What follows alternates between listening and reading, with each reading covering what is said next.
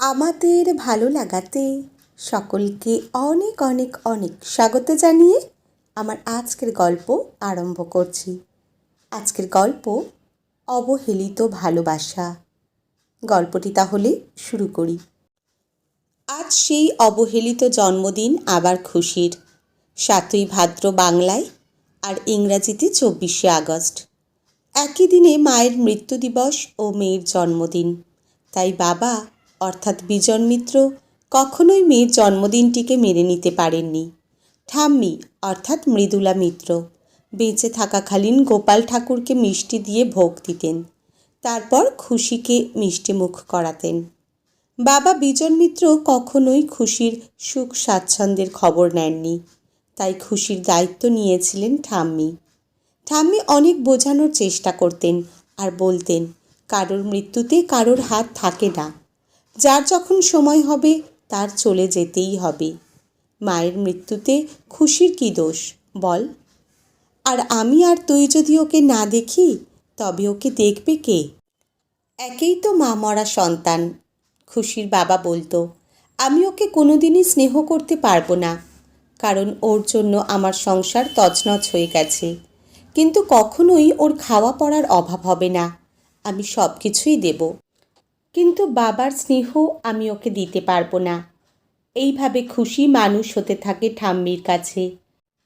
৫ বছর বয়সে একটি সরকারি বাংলা মাধ্যম স্কুলে খুশিকে প্রথম শ্রেণীতে ভর্তি করিয়ে দেন খুশির ঠাম্মি। খুশির পড়াশোনা এভাবেই চলতে থাকে। ৭ বছর বয়সে মৃদুলা দেবী গুরুতর অসুস্থ হয়ে পড়েন। তাই তিনি পাড়ার শিব মন্দিরের পুরুত মশাইয়ের মেয়ে অনিতাকে ছেলের বিয়ের জন্য নিযুক্ত করলেন।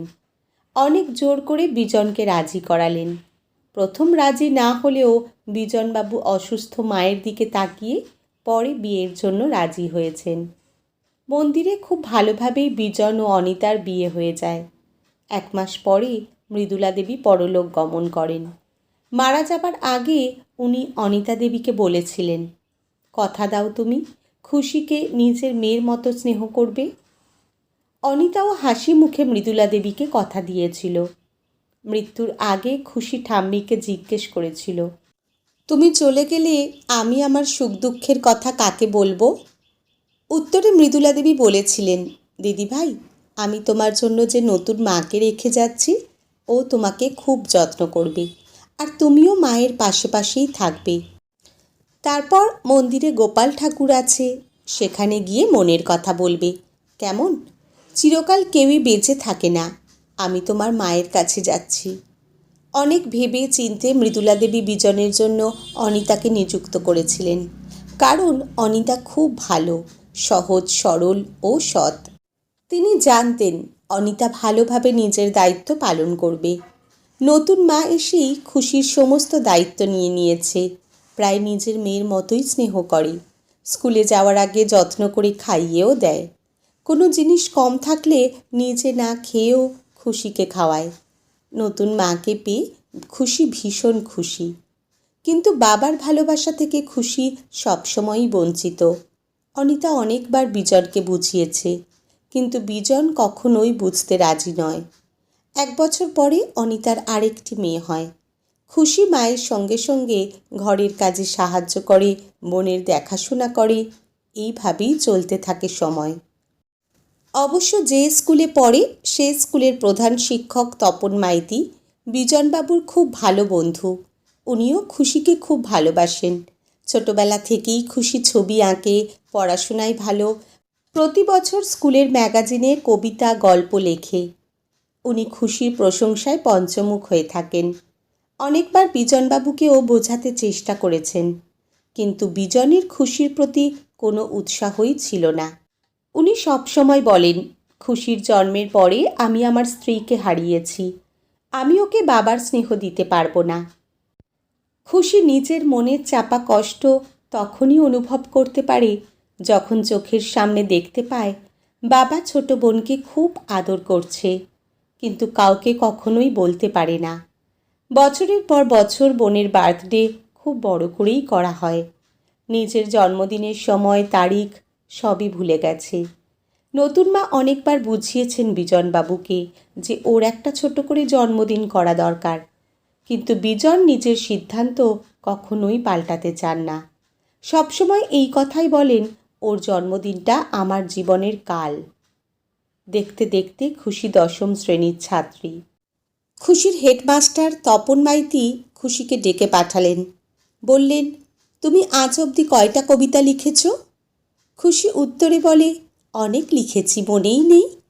মাস্টারবাবু বলেন, আমাকে তুমি তোমার 50টার মতো কবিতা দিতে পারবে?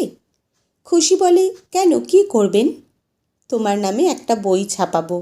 আমি চাই তোমার প্রতিভা সবাই জানুক। খুশি নিজের 50টা কবিতা যথাসময়ে মাস্টারবাবুর কাছে পৌঁছে দিয়ে আসে। আজ সেই 7ই ভাদ্র, ইংরাজি 24শে আগস্ট। সকালবেলা থেকেই খুশির জন্য ফুলের তোড়া, খুশি মিত্র নাম লেখা কেক, চকোলেট, মিষ্টি আসতে থাকে। বাড়ির কেউই বুঝতে পারে না কী ঘটনা। হঠাৎই মাস্টারবাবু তপন মাইতি আসেন। বলেন, খুশি, তোর কবিতার বই ছেপেছে, আর আমি সবগুলো বিক্রি করেছি। তোর পাঠকেরা তোকে খুব পছন্দ করেছে, আর সব টাকাও তোকে দিয়ে দেব। আজ তোর জন্মদিন সার্থক।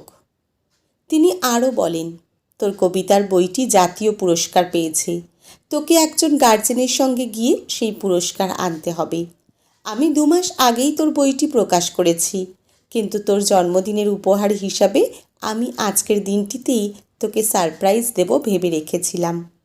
তাই তোকে জানতেও দিইনি। তোর নতুন মা আর আমি সবটাই জানি। আমরা দুজন তোর জন্মদিনের উপহারের একটা ব্যবস্থা করেছি। তোর নতুন মা আমাকে সব সময় বলতো, তোর জন্মদিনটা কখনোই করা হয় না। একদিকে আমি তোর মাস্টার, অন্যদিকে তো আমি তোর বাবার বন্ধু। ছোট থেকেই তোদের বাড়িতে আসি। অনেকবারই তোর বাবাকে আমি বলেছি তোর জন্মদিনের কথা, কিন্তু ও কখনোই রাজি হয়নি। আজ আর কারোর দরকার নেই। আজ তোর জন্মদিনের দায়িত্ব তুই নিজেই নিতে পারছিস। বেঁচে থাকো মা, অনেক বড় হও। তোমার মতো মেয়ে যেন প্রতি ঘরে ঘরে জন্মায়। বলে ওনার চোখে জল চলে আসে। খুশি বলে, মাস্টারবাবু, আপনি তো বলেছেন আমার পুরস্কার আনতে যেতে লাগবে। আমি আমার বাবার সঙ্গে যেতে চাই। পাশের ঘর থেকে বিজন সব শুনছিলেন। উনি এসে খুশিকে বুকে টেনে নিলেন আর বললেন, এত অবহেলার পরেও তুই আমাকে ভালোবাসিস মা? খুশি বলে, বাবা, তুমি আমাকে সবসময় ভালোবেসেছ। তুমি অবহেলা করেছ, কিন্তু তার মধ্যে ভালোবাসা ছিল, সেটা আমি সব সময় বুঝতে পেরেছি। ঝড়ঝঞ্ঝার রাত্রিবেলা গভীর রাতে তুমি এসে আমার গায়ে চাদর দিয়ে দিতে। আমি কিছু খেতে চাইলে তুমি পরোক্ষভাবে সেটা ঘরে এনে দিতে। এমনকি আমার দিকে তাকিয়ে তুমি দ্বিতীয়বার বিয়েও করেছ। আমাকে নতুন মায়ের মতো মা উপহার দিয়েছ। আমি তোমাকে যে বড়ই ভালোবাসি বাবা। বিজনবাবু বলেন, জীবনে অনেক পুণ্য করেছিলাম, তোমার মতো একটা মেয়ে পেয়েছি। আজ থেকে প্রতি বছরে তোমার জন্মদিন করা হবে। আমাকে তুই মাফ করে দে মা। বাবা মেয়ের ভালোবাসার দৃশ্য দেখে আনন্দে নতুন মা ও মাস্টারমশাইয়ের চোখেও জল চলে আসলো। আজকের গল্প এখানেই সমাপ্ত। কলমে স্বপ্নাধর, পাঠে জয়তী। ধন্যবাদ।